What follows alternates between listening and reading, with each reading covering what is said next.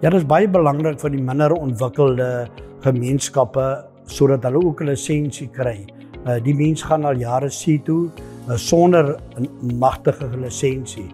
Ons bemagtig hulle net deur die regte opleiding sodat hulle dan wettig op die see kan wees. Op die oomblik word die kursus aangebied deur Transport Sita, die Suid-Afrikaanse Vissery Ontwikkelingsspan, wat dan moontlik gemaak word deur 'n Brimstone Ontwikkelingsfonds en Seehawens Koöperasie.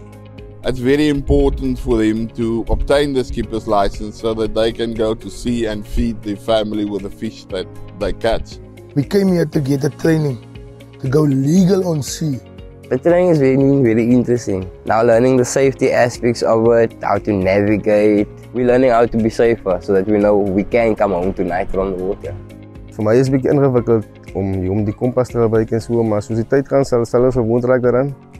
Ek is baie bly oor die program. Die mense is ook bly daaroor en jy kan duidelik sien hulle is honger vir die inligting en hulle wil definitief deel wees van so 'n program. I really do appreciate it because I can employ people at sea. I can take a crew to sea, since I will have a proper, decent skipper's license. Ek was net vorentoe vir die skipperticket dat ek miskien as die weer nou opgeklaar het dat ek aan see toe gaan. Nadat hulle die eksamen geskryf word, dan fisies prakties getoets vir hulle, sodat ons seker is die mense weet presies wat word vir hulle verwag. En ons moet ook onthou, die persoon is nie alleen op die boot nie, hy het sy eie bemanning, hy moet na ander mense kyk. We're going to do it today as well as the practical, and in the future we must do it. It's the regulations of the sea.